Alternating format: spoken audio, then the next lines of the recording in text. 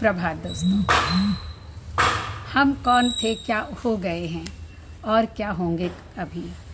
हम कौन थे, क्या हो गए हैं और क्या होंगे अभी। आओ विचारें आज मिलकर यह समस्याएं सभी।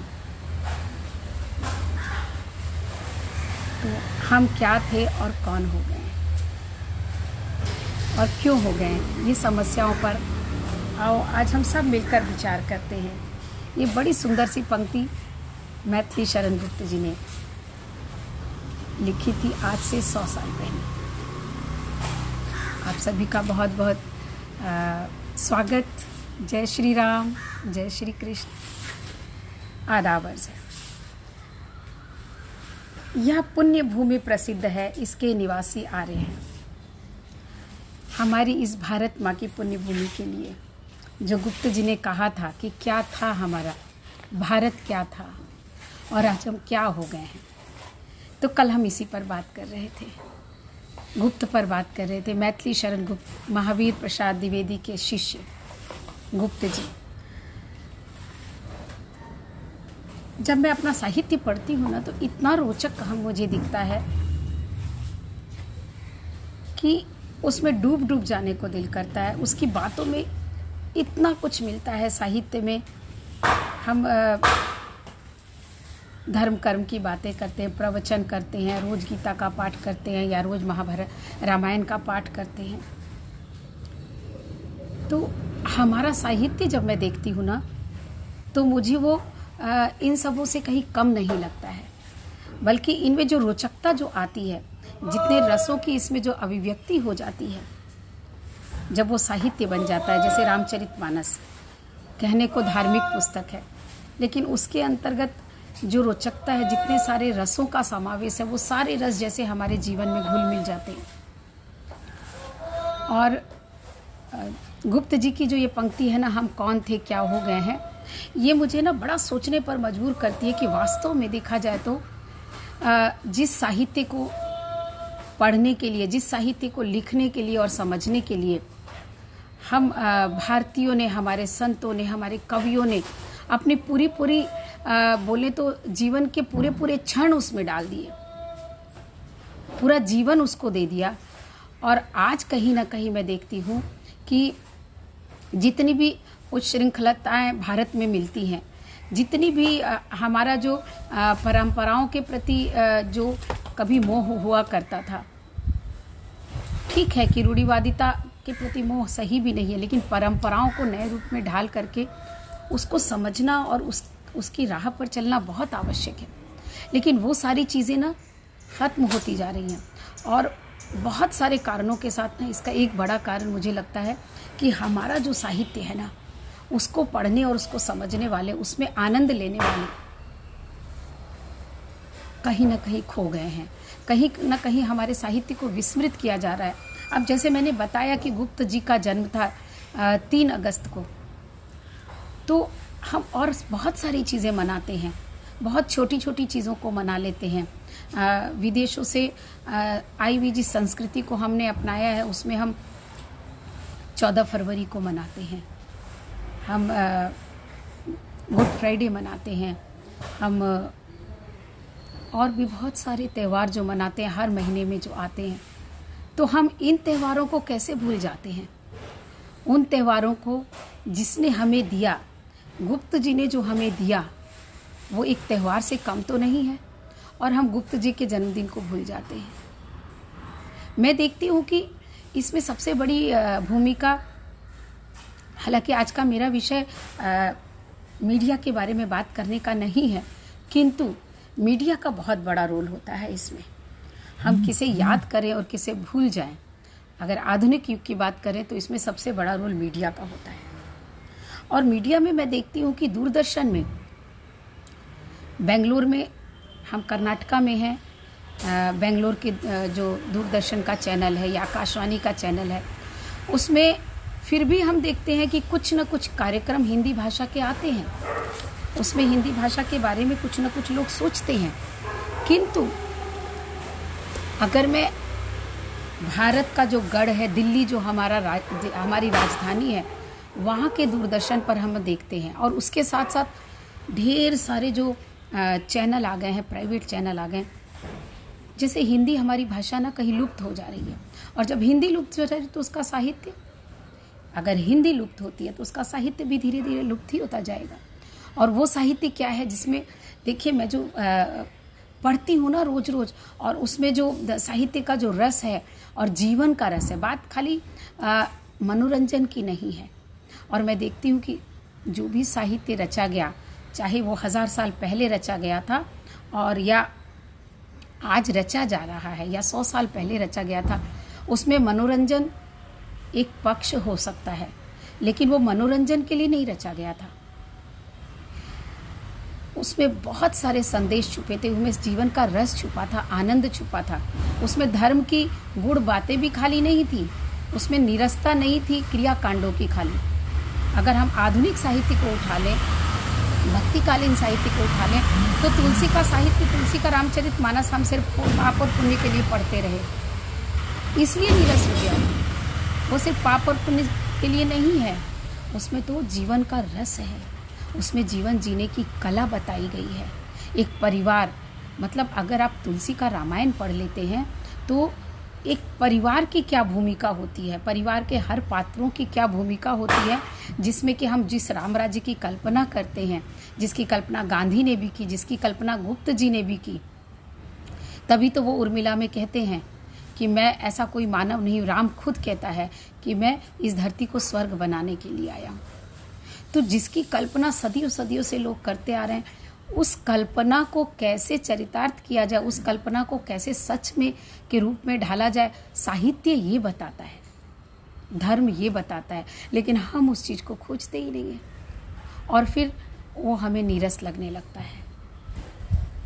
तो अगर हिंदी साहित्य को जिंदा रखना है, जीवित रखना है, अगर जीवन में सरसता लानी है, जीवन की कला सीखनी है, तो हिंदी भाषा और हिंदी साहित्य जो कि हमारी अपनी संपदा है, उसको जीवित रखना बहुत ज़रूरी है। और ये आज के संदर्भ में अगर मैं कहूँ तो इसमें सबसे बड़ा रोल, सबसे बड़ी भूमिका सामाजिक मीडिया की है, जिसको ये बात समझनी होगी और साहित्य के उस पक्ष को उस रूप में लेकर आना पड़ेगा कि आम नागरिक उसमें मनोरंजन के साथ साथ जीवन जीने की कला स्वतः ही सीख जाए। ये बहुत आवश्यक है, ये मुझे लगता है जब भी मैं साहित्य पढ़ती हूँ। और इसलिए मैं विषय से अलग बात कर रही थी आज कि ये मुझे बहुत ज़्यादा ज़रूरी लगता है। मैं बार बार इस बात पर इसीलिए जोर देती हूँ कि हम हिंदी भाषा की बात करते हैं, उसको राष्ट्रभाषा बनाने की बात करते हैं, और क्या होगा उससे? अगर किताबों में, कानूनों में, तो कानून तो बहुत सारे बनते हैं, क्या वो सारे लागू हो जाते हैं? क्या उन पर आम जनता चल पाती है?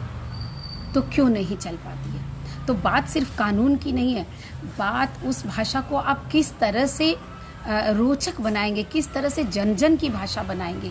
और वो जन जन की भाषा तब बनती है जब उनके जो उद्गार है, हर जन का उद्गार उसके अंदर आता है, हर जन के रोज़मर्रा की बातें उसके अंदर होती है, हर जन को उसमें कहीं ना कहीं अपना आप दिखता है, अपना दर्पण दिखता है। और वो दर्पण तब दिखता है जब हम उसके साहित्य को खंगालते हैं, उसके साहित्य में रुचि लेते हैं। तो गुप्त जी के साहित्य से एक धारा जो ये विचार की जो निकली मेरे मन में, ये मैंने आप लोगों के साथ बांटी। तो गुप्त जी हमें बताते हैं कि हम कैसे थे। भारत की गरिमा की बात जब वो कहते हैं तो भारत की गरिमा क्या थी, देखिए कितना सुंदर उन्होंने लिखा है कि वे आर्य ही थे जो कभी अपने लिए जीते न थे, वे स्वार्थरत हो मोह की मदिरा कभी पीते न थे, वे मंदिनी तल में सुकृति के बीज बोते थे सदा, पर दुख देख दयालुता से द्रवित होते से सदा। तो आर्य कैसे थे, हमारे पूर्वज कैसे थे, जो दूसरों के दर्द में दुखी हो जाते थे, जो दूसरों के दर्द की बात सोचते थे, अपने स्वार्थ में नहीं लिपटे थे। संसार के उपकार हित जब जन्म लेते थे सभी, निश्चेष्ट होकर किस तरह से बैठ सकते थे कभी, फैला यहीं से ज्ञान का आलोक सब संसार में, जागी यही थी जग रही जो ज्योति अब संसार में। जागी यही थी जग रही जो ज्योति अब संसार में। तो यहाँ पर गुप्त जी वही बात करते हैं कि जब जीरो दिया मेरे भारत ने मेरे भारत ने, दुनिया को तब गिनती आई तारों की भाषा भारत में। तो भारत की संपदा जो है ना, वो सबसे बड़ी भारत की संपदा है ना, उसका साहित्य है, उसकी संस्कृति है, उसकी सभ्यता है, जिससे पूरा विश्व आज शिक्षा ले रहा है। आज आप देखिए तो योग भारत में सबसे पहले पनपा था और आज पूरा विश्व उस योग की बात करता है, उस योग से लाभान्वित हो रहा है। तो हम क्यों सोए पड़े हैं, हम क्यों नहीं जागते हैं?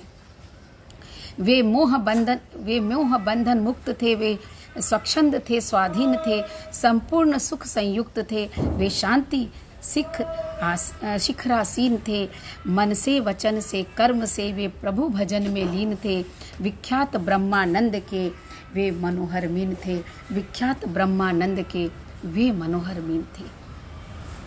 तो जो गरिमामयी भारत आज हमसे कहीं छूटता जा रहा है, उन सारी गरिमाओं की जो याद है ना, वो हमें दिखाते हैं गुप्त जी, वो हमें दिखाता है हमारा साहित्य। और उस साहित्य को बहुत पीछे जाने की भी ज़रूरत नहीं है। आधुनिक काल का हमारा साहित्य स्वतंत्रता पूर्व में रचा गया साहित्य हो या स्वतंत्रता बाद में रचा गया साहित्य हो, कितना सुंदर वो हमें बताता है, हमारे जीवन की बातों को बताता है।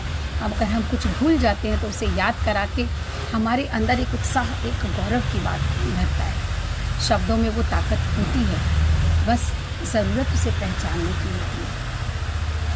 तो जब हम गुप्त की बात करते हैं, जब हम मैथिली शरण गुप्त को पढ़ते हैं और जब हम उनकी बात करते हैं, तो अन्य साहित्य से जब वो अलग दिखते हैं तो क्यों अलग दिखते हैं? गरिमा की बातें तो और साहित्य ने भी की है, बहुत सारे कवियों ने की है, लेकिन उन्होंने गरिमा की बात के साथ साथ उन्होंने हमें संदेश भी दिया है कि हमें करना क्या है, हमें आगे कैसे बढ़ना है।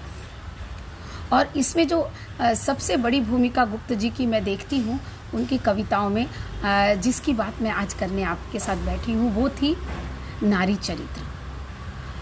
पूरे इतिहास में अगर हम देखते हैं, पुराणों में हम देखते हैं, तो हर जगह हम देखते हैं कि नारियों को उपेक्षित रखा गया। वे नारियां जिसके लिए कि गुप्त जी कहते हैं अंत में कि नर से नारी, मतलब दो मात्राएं जिसमें अधिक हो। बड़ा सुंदर कहा है तुलसी इन्होंने कि नर से, पंक्तियां मुझे याद नहीं आ रही हैं, बड़ा सुंदर उस पंक्तियों का वर्णन है कि नर, एक जो नर में तो सिर्फ दो शब्द होते हैं, लेकिन नारी में दो मात्राएं अधिक होती हैं। और इस बात को महसूस करते हुए जो हमारे समाज में, जो भारतीय समाज में नारियों के प्रति जो उदासीनता आ गई थी, और उस उदासीनता को ख़त्म करने के लिए, उसकी महत्ता को बताने के लिए, उसकी उदात्तता को वापस, एक गरिमामयी जो नारी है जिसके बिना नर की कल्पना ही नहीं की जा सकती है, क्योंकि नारी को जो जन्म देती है वो तो नर को जो जन्म देती है वो नारी ही है, और पहली शिक्षा भी जो देती है अपने पुत्र को वो नारी है। तो उस नारी को जिन बहुत ही जो हमारे इतिहास में जो बहुत ही गरिमामयी स्थान जिन नारियों का है, और जिन नारियों को हमारे पूर्व के कवियों ने, पूर्व के संतों ने उपेक्षित सा मान लिया, उनकी चर्चा ही नहीं की, तो गुप्त जी ने उन नारियों की बात हमसे की है। उन्होंने उर्मिला के चरित्र को, आप अगर रामायण देखें तो रामायण में सीता की बातें तो हैं, थोड़ी या कम सीता की बातें ज़रूर है, उसकी महत्ता की बात ज़रूर है, लेकिन मैं अगर देखूँ ना तो सीता से ज़्यादा उदात्त चरित्र उर्मिला का नज़र आता है। लक्ष्मण की पत्नी उर्मिला, सीता तो राम के साथ वन में चली आई थी, तो वो अपने पति के साथ थी, अपने देवर के साथ थी, लेकिन आप उस उर्मिला की सोचिए जो विवाह के तुरंत पश्चात ही, जिसका पति अपने कर्तव्य की पूर्ति के लिए अपने भाई के साथ उसे छोड़कर चला जाता है, और वो स्त्री, वो उर्मिला उस दुख को सहती है, उस विरह की आग में जलती है, किंतु लक्ष्मण को रोकती नहीं है, लक्ष्मण के पथ की बाधा नहीं बनती है। हालांकि जब लक्ष्मण उसके पास आते हैं तो वो सोचते हैं कि मैं कैसे इससे कहूँ कि मैं अपने भाई के साथ जाना चाहता हूँ, क्योंकि कहीं ना कहीं लक्ष्मण में भी कर्तव्य बोध है पत्नी के प्रति। लेकिन उर्मिला का उस समय उत्तर क्या होता है कि तुम जो सोच रहे हो उसकी ज़रूरत नहीं है, मैं तुम्हारे कर्तव्य पथ में कभी भी आड़े नहीं आऊँगी, तुम जाओ। कहीं ना कहीं भीतर एक स्त्री के मन के जो मनोभाव है ना, आप ही जब गुप्त जी को पढ़ते हैं ना, तो उर्मिला हो या यशोधरा हो या मंथरा हो या केकई हो, इन सब में, या विष्णु प्रिया हो, आप इन सब में देखेंगे कि जितना मनोवैज्ञानिक विश्लेषण गुप्त जी ने उनके चरित्र का किया है वो वास्तव में कहीं नहीं मिलता है। ये गुप्त जी को एक अलग श्रेणी में खड़ा कर देता है। और वहाँ पर उर्मिला जाने भी देती है। साकेत की जो उर्मिला है वो गुप्त जी उसको लक्ष्मण को जाने ही नहीं देती है, बल्कि कहती है कि तुम जाओ और मेरी फिक्र मत करो, मैं यहाँ रहकर भी अपने तुम्हारे माता पिता की सेवा करूँगी, वो भी मेरा कर्तव्य है। वो अपने दुख को, अपने आंसुओं को बहने नहीं देती है लक्ष्मण के सामने कि कहीं लक्ष्मण कमज़ोर ना पड़े। तो विरह के ताप में जलती हुई उर्मिला हो या विरह के ताप में जलती हुई यशोधरा हो, देखिए गुप्त जी क्या कहते हैं कि मानस मंदिर में सती पति की प्रतिमा थाप, मानस मंदिर में सती पति की प्रतिमा थाप, जलती थी उस विरह में बनी आरती आप। खुद आरती बनकर, खुद दीपक की लौ बनकर वे स्त्रियां जलती रहीं उस विरह की आग में, लेकिन उस विरह की आग की आंच उन्होंने अपने पति तक नहीं लगने दी। और पति तो बहुत दूर की बात है। अगर आप उर्मिला को पढ़ेंगे तो राहुल को वो राहुल उनका पुत्र, उर्मिला नहीं, यशोधरा को आप पढ़ेंगे तो यशोधरा का पुत्र राहुल, आप देखेंगे कि वो राहुल को वो आंच नहीं लगने देती है अपनी विरह की। वो सूर की गोपियों की तरह ना विरह की आग में भले ही जलती हो, सूर की राधा की तरह भी जलती हो विरह की आग में, लेकिन वो विरह की आग में किसी से ईर्ष्या द्वेष नहीं करती है और अपने बच्चे के सामने उस विरह को प्रकट करके बच्चे को दुखी नहीं करती है। हालांकि वो मानती है कि उसके पिता ने गलती की है, फिर भी वो अपने बच्चे के सामने एक बहुत सुंदर चित्र उपस्थित करती है अपने पति का। ये है भारतीय नारी का आदर्श, ये है भारतीय नारी के उदात्त विचार, जिसको कि गुप्त जी ने यशोधरा में वर्णित किया है। यशोधरा, बुद्ध और यशोधरा की कहानी। और सबसे बड़ी बात है कि नायिका को, स्त्री को नायिका बना करके प्रस्तुत करना, ये भी एक बड़े साहस की बात थी भारतीय समाज में।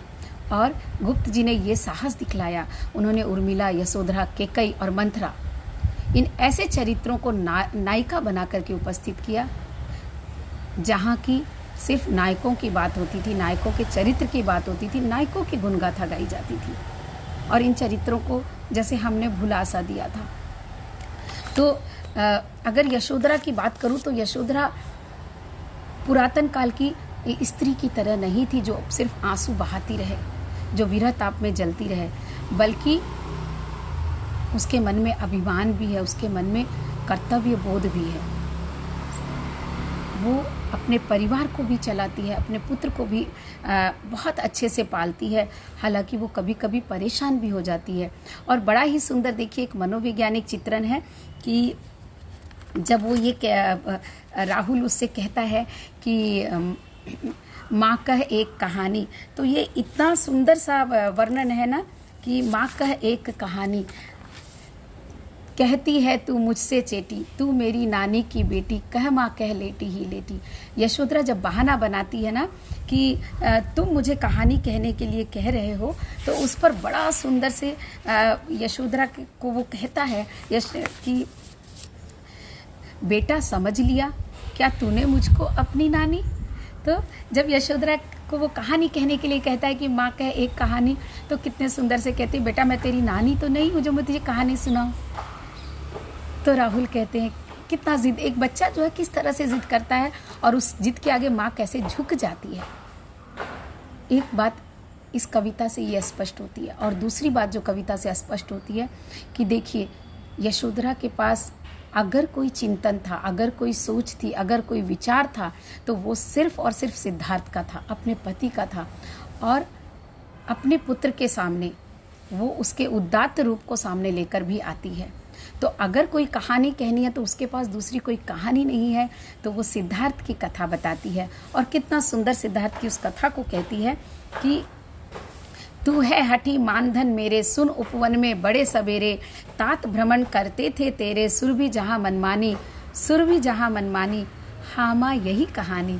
और पुत्र भी देखिए, एक छोटा पुत्र जो है ना, उसे दुनिया की बातों की फिक्र नहीं है, उसे अपने पिता की ही कहानी में रस आता है, क्योंकि वो अपने पिता से मिला नहीं है, लेकिन हर दिन वो अपने पिता की बातें अपनी माता से सुन रहता है। तो और उसमें उसको जो रस आता है, तो एक छोटे से पुत्र को, एक बालक को अपने माता पिता की बातों में जो रस आता है वो और किसी में नहीं आता। यहाँ पर भी एक मनोवैज्ञानिक पक्ष, बाल मनोविज्ञान का एक पक्ष उभर कर आता है कि वो बालक कितना हठी भी होता है और अपने पिता की बात सुनकर वो कितना खुश होता है, इसलिए कहता है हाँ माँ यही कहानी।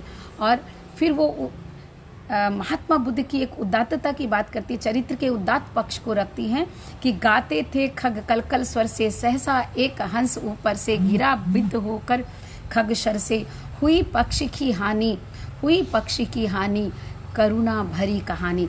तो उस बच्चे में देखिए किस तरह से भाव आते हैं कि ये कहानी बड़ी करुणामयी है कि एक पक्षी गिर जाता है कहीं से वान का चोट खा करके, और उसके बाद सिद्धार्थ उस पक्षी को उठाते हैं तो चौंक उन्होंने उसे उठाया, नया जन्म था उसने पाया, इतने में आखेटक आया, लक्ष्य सिद्धि की मानी, कोमल कठिन कहानी, कोमल कठिन कहानी, मांगा उसने आहत पक्षी, तेरे तात बहुत थे रक्षी, किंतु थे रक्षी, तब उसने जो था खग भक्षी, हट करने की ठानी, हट करने की ठानी, अब बढ़ चली कहानी, हुआ विवाद सदय निर्दय में, उभय आग्रह थे स्व विषय में, गई बात तब न्यायालय में, सुनी सभी ने जानी, व्यापक हुई कहानी, व्यापक हुई कहानी।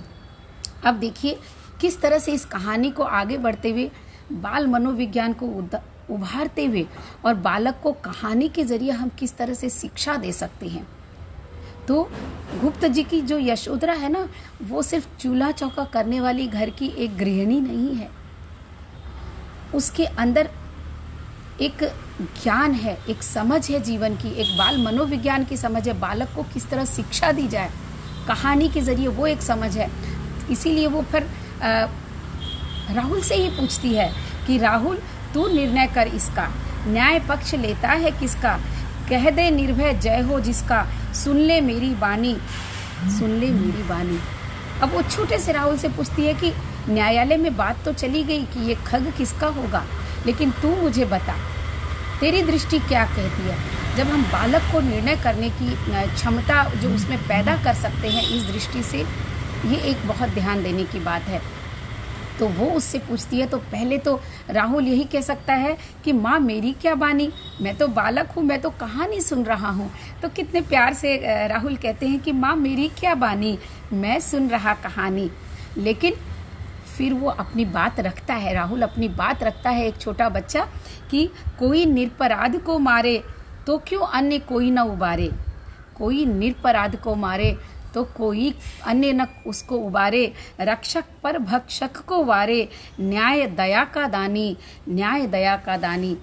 तो माँ कहती है कि तूने गुनी कहानी, तुमने इस कहानी का तत्व समझ लिया। तो राहुल कहते हैं कि न्याय तो दया का दानी होना चाहिए, दया का दान करने वाला होना चाहिए। और तुमने कितनी अच्छी बात कही कि भक्षक के ऊपर रक्षक ज़्यादा बड़ा हो जाता है। तो एक छोटे से बालक में एक सोचने की जो क्षमता उसने डाली है यशोधरा ने, ये बहुत ध्यान देने की चीज़ है।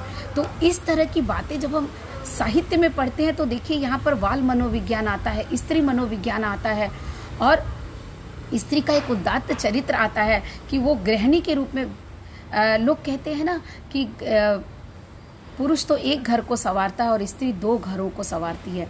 तो यही बात जब गुप्त जी कहते हैं कि नर और नारी में फ़र्क क्या है। नर और नारी में फ़र्क है कि नारी में दो दो मात्राओं का फ़र्क है। आ और री दो मात्राएं नारी में लग जाती हैं। तो सही में नारी दो दो घरों को किस तरह से संवारती है, इस बात को इतनी सुंदर ढंग से यहाँ पर गुप्त जी ने रखा है। और यशोधरा हो या उर्मिला हो या सीता हो, ये सारी नारियाँ भारतीय नारी का प्रतीक है। लेकिन उर्मिला का चरित्र भी एकदम उपेक्षित सा है। पूरे मैं देखती हूँ कि भक्ति काल से लेकर के आधुनिक काल तक जिसने भी बात की, आधुनिक काल के आरंभ तक किसी ने भी न तो यशोधरा के बारे में सोचा, न उर्मिला के बारे में सोचा, गुप्त जी ने सोचा। और आप देखिए कि यहाँ पर गुप्त की जो यशोधरा है ना, वो मानिनी भी है, स्वाभिमानिनी भी है। वे ये कहती है कि स्वामी मुझको मरने का दे न गए अधिकार, क्योंकि वो राहुल का भार मुझ पर सौंप गए तो मैं मर भी नहीं सकती। तो कितनी विरह की इसमें व्यथा है कि वो मरना चाहती है लेकिन मर नहीं सकती है। लेकिन स्वाभिमान देखिए, स्वाभिमान ये है कि वे कहती हैं कि मुझे बड़ा अफसोस है कि सखी वे मुझसे कहकर जाते, वे मुझसे कहकर जाते, मुझको बहुत उन्होंने माना, फिर भी क्या पूरा पहचाना, मैंने मुख्य उसी को जाना, जो भी मन में लाते, सखी वे मुझसे कहकर जाते। एक अभिमानिनी यशोधरा कहती है कि स्त्री जो होती है ना, वो सिर्फ वासना की चेरी नहीं होती है, वो आपकी अर्धांगिनी होती है। और उस अर्धांगिनी से अगर आप अपने मन की बात कहते हो तो वो उसको समझती है। लेकिन पुरुष इस बात को समझ नहीं सका, बुद्ध इस बात को समझ नहीं सके, और वो मुझसे कहकर नहीं गए। और हम क्या करती हैं, देखिए गुप्त जी बताती है कि नारियाँ स्वयं सुसज्जित करके रण में, स्वयं सुसज्जित करके रण में, प्रियतम के प्राणों के पन में हमें भेज देती है रण में, छात्र धर्म के नाते, छात्र धर्म के नाते, सखी वे मुझसे कहकर जाते।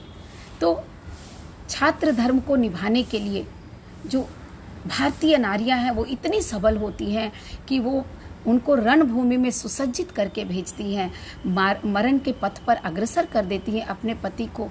तो मेरे पति बुद्ध तो बहुत कुछ अच्छा पाने के लिए जा रहे थे, ज्ञान को पाने के लिए जा रहे थे, लेकिन उन्होंने मुझ पर इतना सा भी विश्वास नहीं किया कि मुझसे बताकर जाते। वे कहती हैं कि वो चले गए कोई बात नहीं, सिद्धि हेतु स्वामी गए, यह गौरव की बात, पर चोरी चोरी गए, यही बड़ा आघात। वो चोरी चोरी जो जाते हैं ना बुद्ध, ये उनकी इतनी बड़ी गलती है, इतना बड़ा दर्द देकर जाते हैं कि उस दर्द से यशोधरा जीवन भर नहीं उभर पाती है। और मानिनी यशोधरा बुद्ध को माफ नहीं कर पाती है। और अंत में बुद्ध ज्ञान की प्राप्ति के बाद स्वयं यशोधरा के पास आते हैं, यशोधरा उसके पास नहीं जाते हैं। और तभी तो यशोधरा, अच्छा उसका मान यशोधरा का देखिए कैसे है कि गए लौट भी वे आवेंगे, कुछ अपूर्व अनुपम लावेंगे, गए लौट भी वे आवेंगे, कुछ अपूर्व अनुपम लावेंगे, रोते प्राण उन्हें पावेंगे, पर क्या गाते गाते। देखिए एक शब्द में पर क्या गाते गाते, ये शब्द कैसे दिल को चुभता है कि वे आएंगे भी ज़रूर, कुछ अच्छा लेकर भी आएंगे, और मेरे प्राणों को वो प्राप्त भी होंगे, मुझे वो मिलेंगे, किंतु क्या मेरे प्राण उस समय खुशी के गीत गा पाएगा। बड़ा दर्द है इसमें कि पर क्या गाते गाते, मैं गाते गाते उनका स्वागत नहीं कर सकूँ, खुशी का गान गाकर उनका स्वागत नहीं कर सकूंगी, क्योंकि कहीं ना कहीं मेरे मन में एक कांटा हमेशा रहेगा कि वो मुझे पहचान नहीं पाए, वे स्त्री को समझ नहीं सके और वो चुपके से मुझे छोड़ करके गए। तो एक बहुत बड़ी बात है कि गुप्त जी ने नारी के उन सारे पक्षों को छुआ, उसके अभिमान की बात की, उसके गौरव की बात की, उसके विरह की बात की, उसके कर्तव्य बोध की बात की, और नारी का एक उदात्त चरित्र हमारे सामने लाए। और तभी तो यशोधरा मिलने नहीं जाती, बुद्ध आते हैं मिलने के लिए, और गुप्त जी ये कह उठते हैं कि एक नहीं दो दो मात्राएं नर से बढ़कर नारी। और जब यशोधरा से मिलने के लिए गुप्त आते हैं तो गुप्त जी क्या कहते हैं सुनिए। कि गुप्त उसमें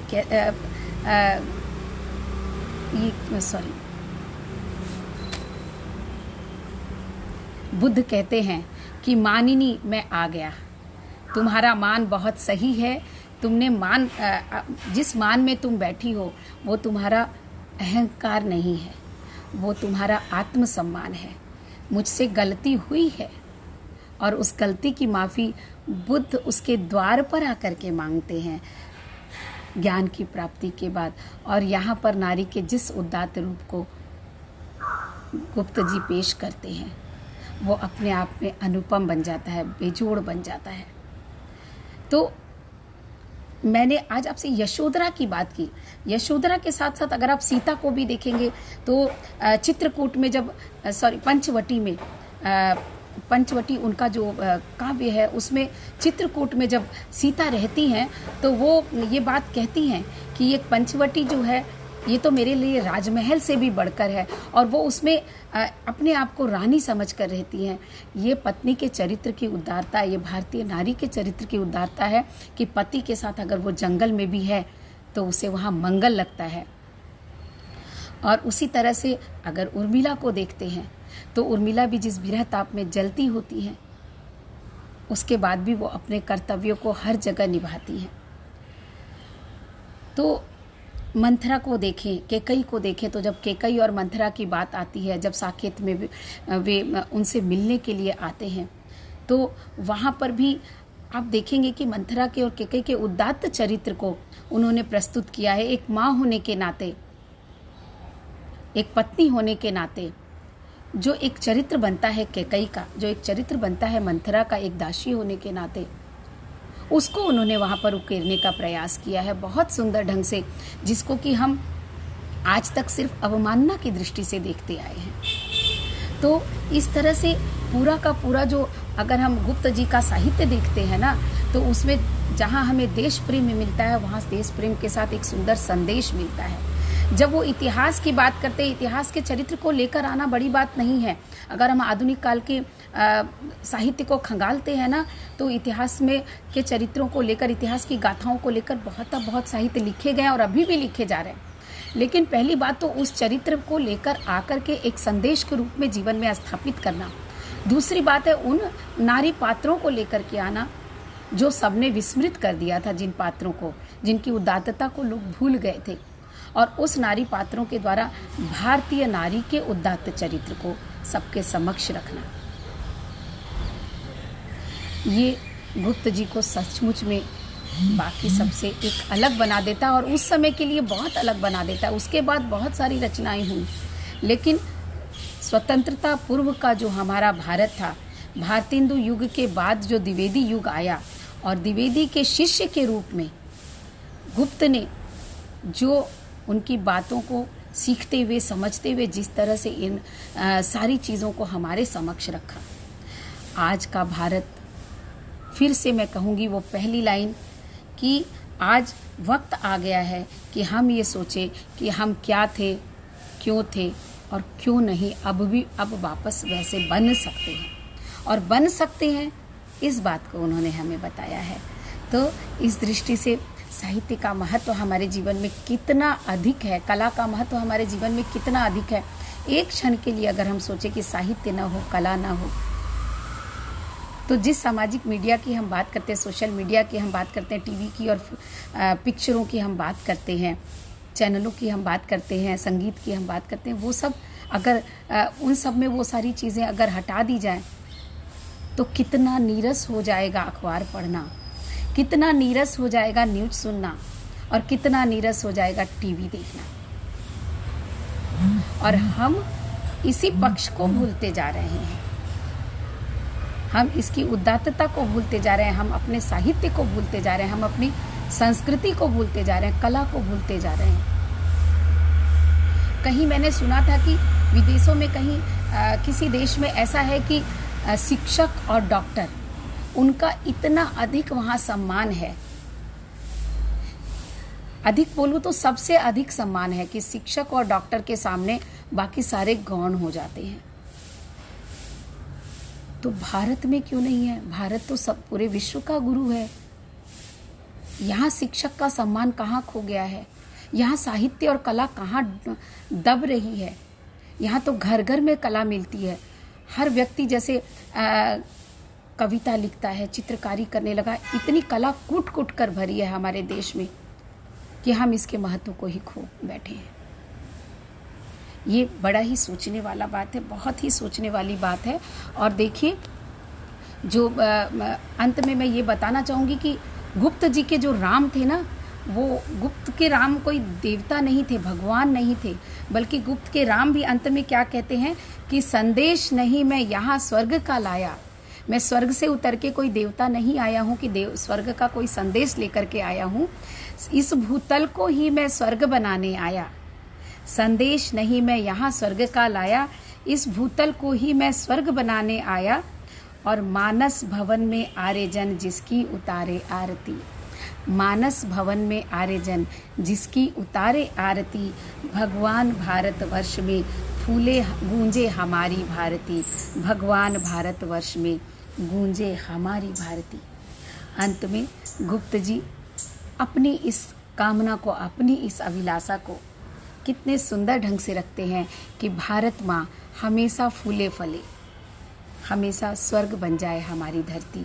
इसकी कामना राम भी करते हैं और राम के जरिए से गुप्त जी करते हैं। तो मैं चाहती हूँ कि हम सब ये संकल्प लें कि हम अपने साहित्य को, अपनी भाषा को, अपनी कला को इसलिए भी जीवित रखेंगे क्योंकि हमें भी रस चाहिए, हमें भी आनंद चाहिए, हमें भी जीवन जीने की सही कला चाहिए। आज बस इतना ही। बहुत बहुत धन्यवाद आप सभी का। आपका दिन बहुत ही शुभ हो, बहुत ही मंगलमय हो।